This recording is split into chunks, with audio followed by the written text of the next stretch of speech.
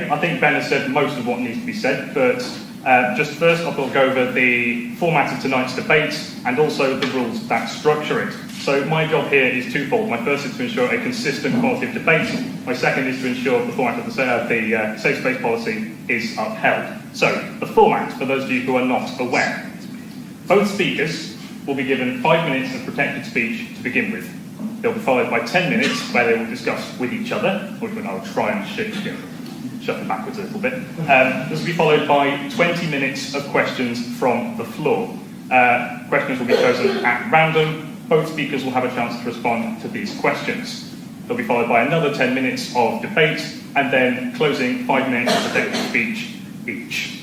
It was agreed beforehand that you would leave the third one? For the rest of the year. What she hears is, I'm paid 77 cents to a male dollar, or whatever, right? This is based on a conflation of wages and earnings. No woman is paid less for the same work as a man. That's illegal. And if they were, yes, companies would be full of them. Women don't apply for jobs at the same rates as men. It wouldn't matter. Employers would hire the women anyway because they're cheaper. It doesn't make any difference. And frankly, it doesn't stand up to scrutiny either. Because if you start looking at studies that are coming out now, Cornell, 2015, women going into STEM subjects have a 2-to-1 advantage over men going for the same jobs. Fewer women do apply, but they all get the jobs. You've got to have had the degree, you've got to have done STEM, you've got to have the A-levels, the GCSE, and then the degree. Yes, and when women choose to do that, they have a 2-to-1 advantage over men in the workplace. And they get paid less.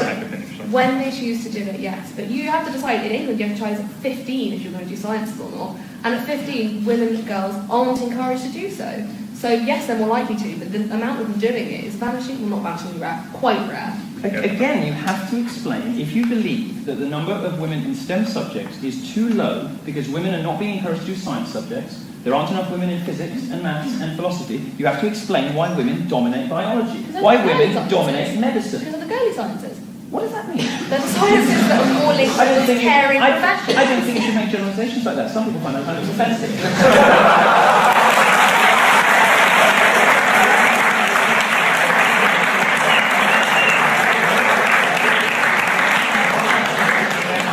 Would you care to define what you mean by girly sciences? Girly sciences, particularly medicine and vet med, there's a caring aspect to those when you're working. They're the kind of nurturing. That's not what I said. That's not fair. That's not a very nice thing to say about men, though.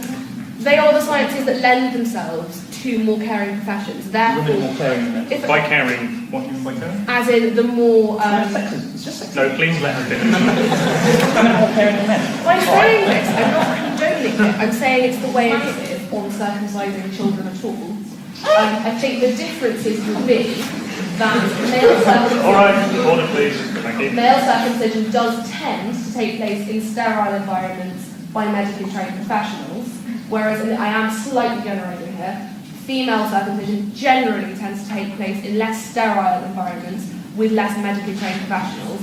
There is a movement in aid development to make a way of circumcising women that is safer and cleaner. It's not an ideal solution, but it would at least prevent the infections that come with it. The other thing I would say is that it is harder for a woman without a clitoris to orgasm than for a man without a foreskin to orgasm. So women are the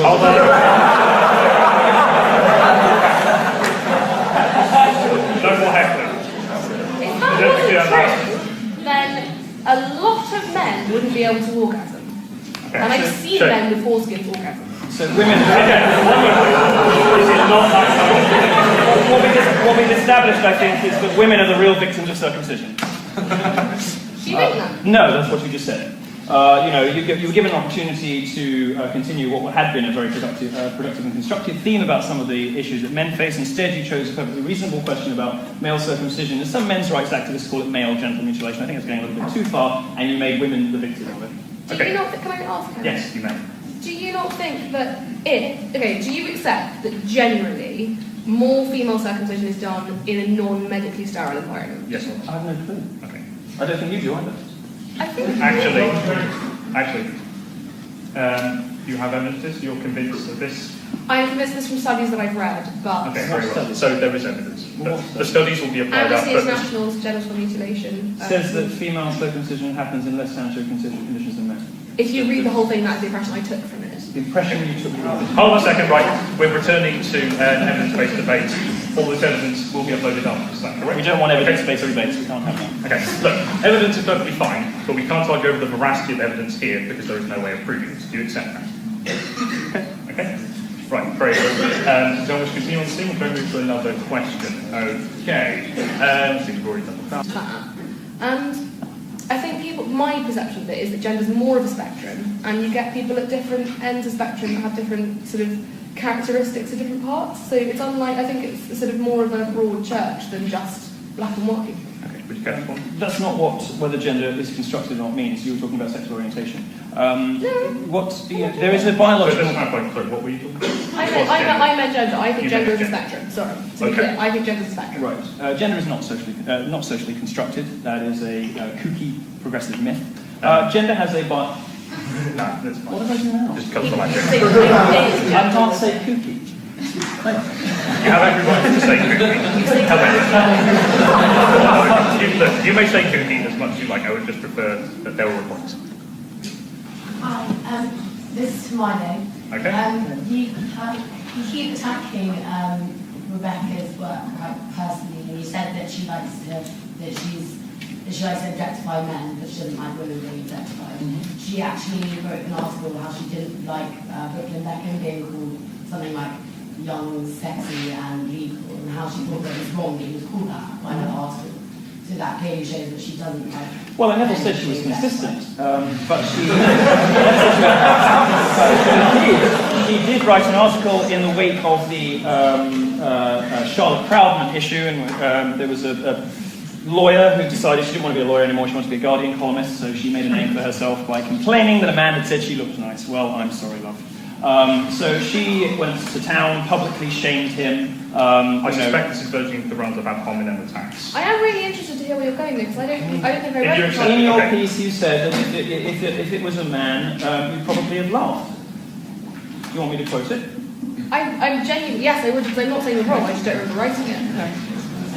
I'll find it while you're And there's one last question, just to clarify. Yeah, it was, if I knew that a male member of staff was speculating about how I look naked, I would cause the sort of fuss that would make Charlotte Proudman look meek. If I heard a female colleague doing the same thing about Andrew in accounts, I'd probably laugh and I might even join in. And I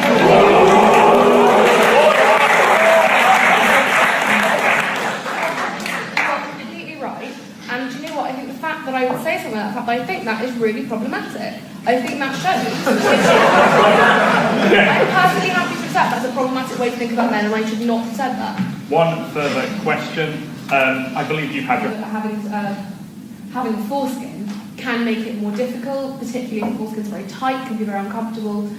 I've read a lot of different reports from men who found that not having a foreskin has made things better, but I have also read men who said, obviously it desensitizes it because there's no barrier for friction. So I don't think it is comprehensive and it's harder to orgasm without a foreskin. But I would say that for me personally, everybody should be keeping their foreskins, everyone should be keeping their clitorises. Let's not genitally mutilate children.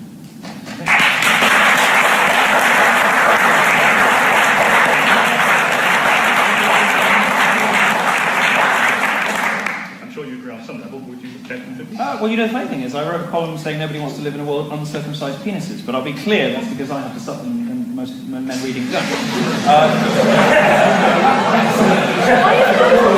More of an aesthetic preference than anything else.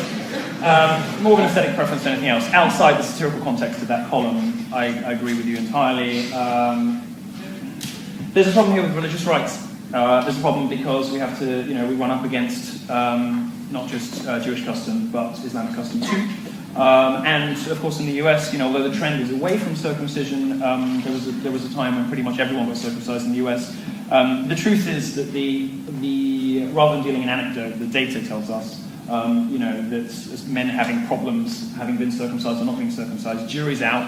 There are advantages and disadvantages to both. Some people get very upset about this because they try to equate, circumcision with female genital mutilation. I think it's a bad comparison for a lot of reasons. I suppose the bottom line is the humane answer to this. The only real conclusion you can come to when you set the jokes aside is we shouldn't be doing it.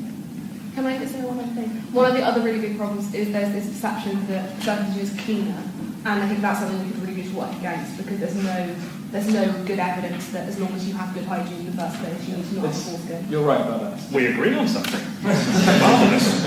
Okay. I knew it was going to be different. Another. Again and again.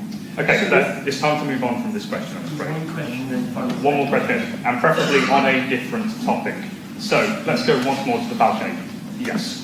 Yeah, I'd just like to say, if already it is illegal by law to pay a man more than a woman, or a woman more than a man, why then? Firstly, why is the pay gap still exist in your mind back then? And secondly, what can you see about doing about it beyond making it illegal that can change the situation? Sorry, I got distracted because it sounded like you said the pay gap in my mind, and that's not what you meant, but it's not in my mind. What I would do about the pay gap would be, there's been a movement to publish more widely statistics, the figures of what people get paid. But it is already illegal. Do you want to hear me talk, or do you want to talk? Hold on a second. It's an entirely valid point to make. Sir, could you please allow us to finish? Companies like Barclays, which have a very well-developed structure, do their payment in bands, and they go from 1 to 9, and there is a set amount that you can be paid within each band, and you can find out what band each person is in, which means that you're never in any doubt about whether you are being paid less than a colleague. The other thing is, one of the big reasons for the pay gap is that women are not good at going and saying, I'm really good, I want a pay rise. So we need to encourage women to go and say, I need a pay rise because I'm worth it. And that is a big issue that women need to deal with themselves. Then can't you see it changing, apart from just constantly talking about it constantly? And saying... Constantly talking about it constantly? You need to actually go to these women and say, don't tell them all this nonsense. Go to them and say, if you are suffering, if you are not getting paid the same as a man, go to your employer. Don't arrange help. Take them to court. I mean, you'll actually win. take them, tell them, you can go to your employer. We'll help you find your employer, get them to pay you more. Fund them, give them a legal fee.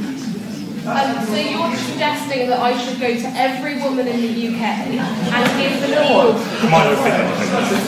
I don't want to let please. about You people in do have the to audience. finish. It's sarcastic and glib and patronising. When people are asking serious questions, it's really disrespectful.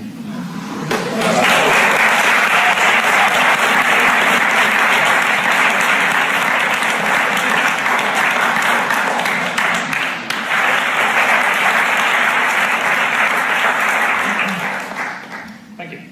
Milo, you're 5 minutes in. I want to address the men in the audience. Sorry, ladies. I love you, but this is for the boys. The question posed to us today was whether we've reached an age of gender equality. I don't think we have. We've overshot the age of gender equality by a long stretch, and men of your generation are going to be the primary victims of this error. In secondary school, you will have experienced a system that is tilted against boys. Your exams will have been primarily modular, not linear, a system that favours girls. Teachers will have tried to control and pathologise your boisterous behaviour, branding you young offenders for pranks or cyberbullies, for typical male teenage trash talk. Taunting, after all, is how men bond. Your female peers will be encouraged at every stage of their educational journey. They will be told to join a STEM field. They'll be showered, in fact, with grants and awards, prizes and encouragement. And then when they do get to applying for those jobs, you will be discriminated against just because they're a girl. You'll be the recipients of nothing. There are no programs for men. The suggestion of having a men's officer at York University was laughed at by the student union. At university, you will be told that you're rapists in waiting, that you need to attend consent classes. Your natural love and affection for women will be neutered. You will be faced with an impossible choice: suppress your natural, healthy romantic interest in women, or risk a charge of rape or sexual harassment. If you speak out against this hostile and unfair environment, you will be persecuted by rabid mobs of politically correct lunatics, as well as the full force of the establishment media as well. When your studies are completed, you'll enter a jobs market that is stacked against you. With companies pressured from all directions to hire women, you will be at a 2-to-1 disadvantage if you are in STEM subjects, and possibly worse in others. if you do happen to land a job, a single inappropriate remark or a single accusation of an inappropriate remark or any unsubstantiated allegation can destroy your reputation forever. Despite all this, I'm not worried for you, because you're men. Your incalculable, intolerable, impossible obstacles have been placed before you precisely to overcome. And overcoming is what men do best. It's in the nature of men to battle on under impossible odds. We do that in war, we do that in all sorts of things, and we will do it here. Throughout your education, you will have been fed a grim history of what men have done through the centuries. You'll be told that straight white men are worse than the Nazis. You'll have been told nothing good about your sex, your race, or your orientation. But I'm going to tell you something good, and it is, if the patriarchy exists, women should be grateful for it. It is what took us to space. It is what builds roads. It is what built the internet. It is what protects and provides for women. If it exists, thank God it does. With their strength and determination, men have tamed the wilderness. Men built cities and walls around us. They built the buildings that we're in. And their curiosity led us to explore the oceans. Their ingenuity has allowed us to reach the moon. And whenever, feminism rises up and tries to ridicule you, to demean you for what you are, and, it's interesting, I was going to talk at this university, right, and I was called by my interlocutor a troll. She said it would demean the institution to have me here. When she talked about a Sunday Times article by a respected journalist, she sought to demonize him, even though he's not here to defend himself. She said Martin Daubney was a bad person. Martin Daubney is a close friend of mine. He's a great person. He spent the last 5 years of his life advocating for the rights of men and boys. But this is what they do. Don't pay any attention to it. Don't listen to it. We're not in an age of gender equality. Straight white women in the West are the most privileged class in the history of our species. But you'll be fine.